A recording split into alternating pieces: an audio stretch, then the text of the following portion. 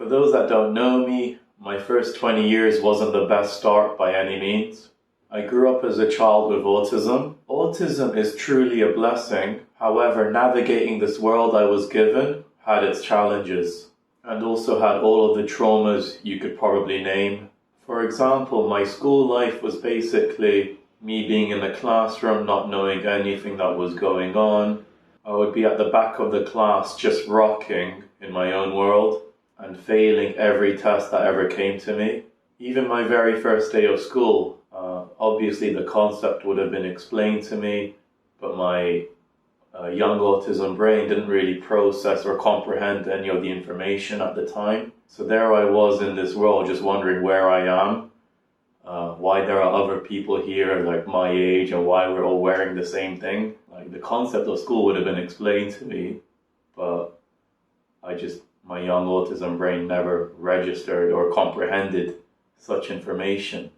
Throughout that day, all I remember was the teacher just blurting out certain things like 4 add 1, 2 add 3, this number add that number. And then eventually she pointed in my direction. She was like, you, 2 add 1. And I just froze. And then luckily she spared my embarrassment. She pointed to someone else who gave her the answer instantaneously. And then when I went home, I'm like, obviously, like the agonizing day, I don't know, I was just like, let's just say, yeah, quite shattered. Both across everything, my mental and my emotional state was just off the wagon because of this world I just entered. My mom eventually got out like a bunch of pencils. She was like, here, Shammi, you have 3 pencils. And if you add 1 to it, you have 4 pencils. And you know what I mean? After that, I was able to understand the lesson of what was going on in the classroom. So that was my classroom life. The rest of my school life was basically me being unable to express pain because of my condition. So kids in my school used to punch me as hard as they could because they thought it didn't hurt me. And then they would be like, wow, it doesn't hurt this guy. And they would call bigger kids from like year 11, 12, 13 and be like, you should hit this guy. He doesn't feel it. Like he doesn't do anything. You just hit him. And then a bunch of people used to line up just to take their best swing at me. And that was, yeah, most of my school life. And my family were amazing. However, when we used to go to extended family functions, because this was at the time when I was hardly verbal, so uncles used to hit me because I couldn't say hello. Basically, that was my family life when I was in extended family gatherings. So to cut the long story short, I had a brain which didn't serve me, and on top of which I was always attacked from all angles, and I couldn't participate, whether it was at home, in a community, or at school. One day when I was 19 years old, one of my clinical psychologists recommended me to a brain center in Dubai. That's where my life changed.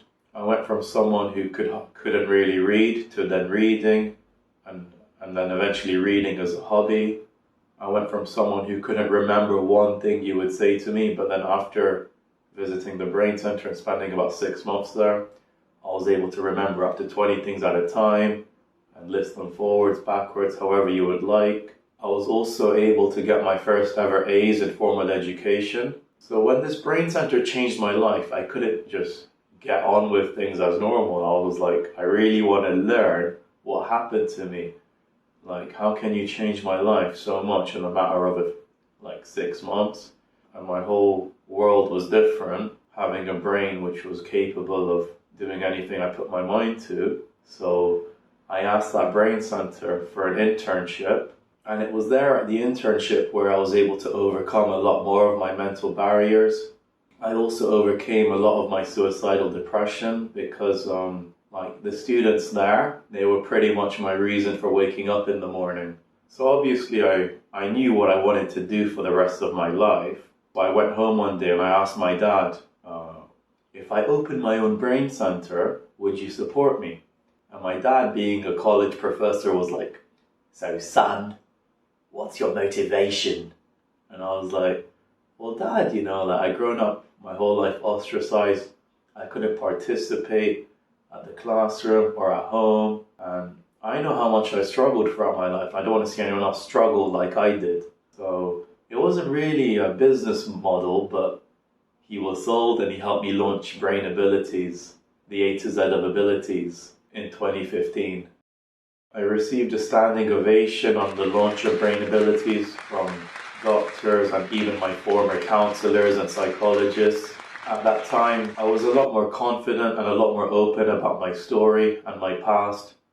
And then I woke up one day to find my story on the front page of a national newspaper in Dubai.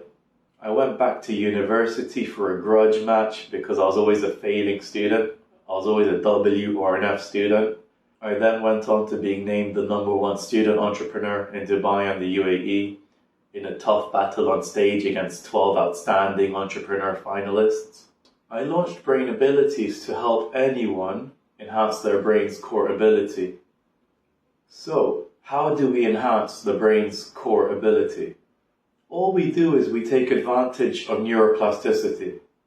Plasticity basically means the brain is like plastic, like how it can adapt, it can grow, it can change, and it can learn new things.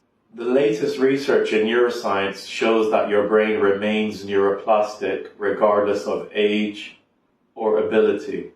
It knocks all of the old myths out of the water, such as your intelligence is fixed and it cannot be enhanced, or that your mental performance is hindered and never the same after your 30s. No. Well, no, it just means that adults are more hardwired and therefore may need more time unwiring and rewiring neuroconnections, especially with regards to learning, reading, and performing tasks, whether at work or in your daily life. So I like to define cognitive ability and cognitive skills as the areas which make up human intelligence. Also as the tools you use for learning, and how well your brain serves you to perform tasks. Let's think of building a house. If you have the best hammer and the best screwdriver in the world, could you build a house? Probably, if you put your mind to it. However, it may be a struggle. You may have to use the hammer instead of a saw and struggle to make it work. Also, because it wasn't the right tool for the task at hand, the house may not be finished neatly. Your brain is similar. Having more and better tools will help you achieve the goal easier. Not saying you'll never achieve the goal, but it would be easier with stronger, more powerful tools which fit whatever is required at hand. The stronger the tools are, the easier learning is and the easier performing is, therefore the easier life is.